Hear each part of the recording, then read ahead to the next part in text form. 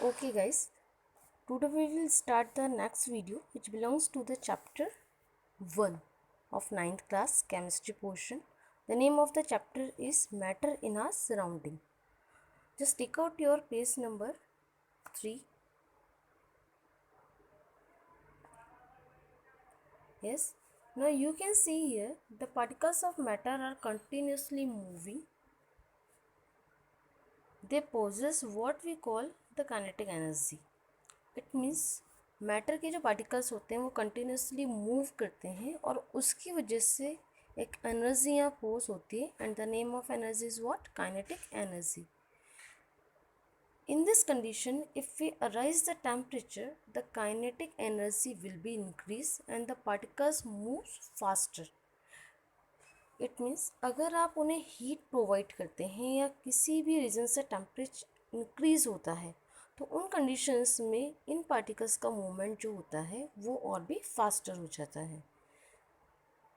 कुछ एक्टिविटीज़ के थ्रू हमने वहाँ स्टडी किया था कि पार्टिकल्स जो होते हैं वो कंटिन्यूसली मूव करते हैं और एक दूसरे में इंटरमिक्सिंग करते हैं.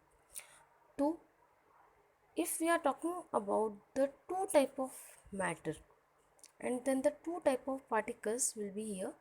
So by getting into the spaces between the particles, this intermix of particles of two different type of matter on their own is called the diffusion. It means दो type की पार्टिकल्स का जिनमें कि spaces present होते हैं उन spaces के through एक दूसरे के साथ इंटरमिक्स होना डिफ्यूज़न प्रोसेस कहलाता है. Now I think diffusion will be clear.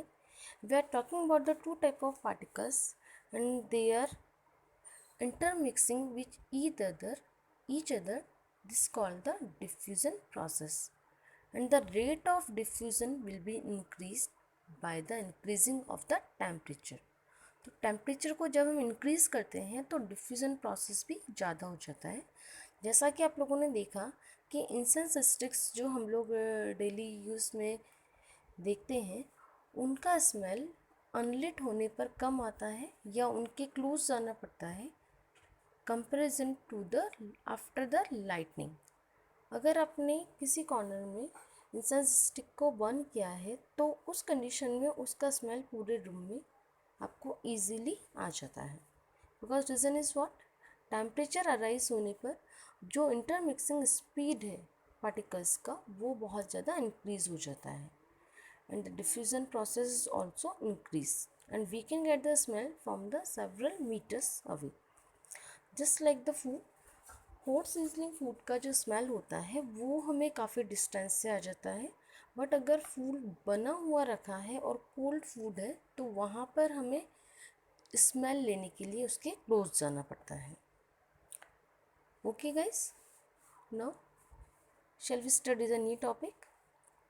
The particles of matter attract each other. जैसा कि आप लोगों ने प्रीवियस क्लासेस में रीड किया था कि जितने भी हम स्टेट्स देखते हैं like the solid, liquid and gases, उन सभी में मैटर के जो पार्टिकल्स होते हैं एक दूसरे से अट्रैक्ट होते हैं.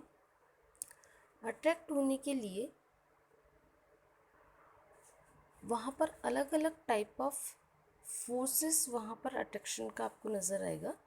If you are talking about the solid form, solids के अंदर इंटरमोलिकुलर स्पेसेस सबसे कम होते हैं but the attraction forces will be very high.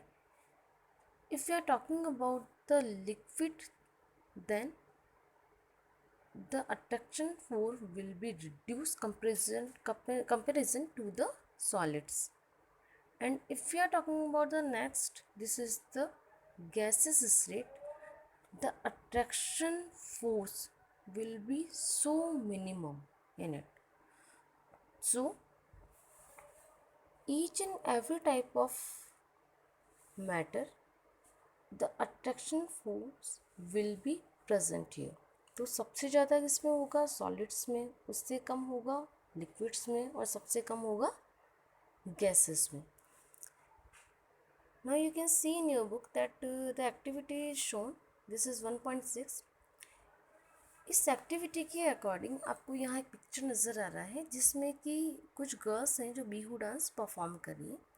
तो हम एक सिचुएशन एज्यूम कर रहे हैं, उसके अकॉर्डिंग हमने क्लास में स्टूडेंट्स को 4 ग्रुप्स में डिवाइड कर दिया है। After that first group should hold each other from the back and lock arms like the bihu dancers. Okay, now the second group should hold hands to form a human chain, and the third group should form a chain by touching each other with only their fingers. It means first group ने Bihu dancers की तरह hold किया हुआ है, second वाले group ने सिर्फ अपने हैंड्स से होल्ड किया हुआ है, but if you are talking about the third group, उन्होंने सिर्फ अपनी फिंगर्स को टचिंग करके चेन को फॉर्म किया हुआ है। Now the fourth group of student should run around and try to break the 3 human chain one by one into as many small group as possible. अब हमने ऐसा एक फोर्थ ग्रुप लिया है जो कि इन तीनों ग्रुप्स की चेन को ब्रेक करने के लिए मूविंग कर रहा है। तो उन कंडीशंस में which group was the easiest to break and why, you can see here कि यहाँ सबसे ज़्यादा फोर्स ऑफ अट्रैक्शन जो है वो किस ग्रुप का है, this is the first group. Because हमने यहाँ एज्यूम किया है, if you consider each student as a particle of matter, then in which group the particles held each other with the maximum force. So we can see here by this activity कि जितना ज़्यादा particles close होते हैं जितना ज़्यादा particles close होते हैं उतना ही ज़्यादा मैक्सिमम फोर्स उनके बीच में प्रेजेंट होता है। So the first group, the force of attraction will be so much in the first group. So we can conclude that the particles of matter attract each other by the attraction forces.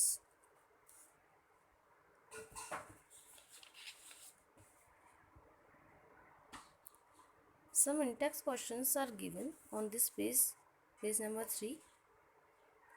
So I will send you the answers of these in-text questions in my next PDF.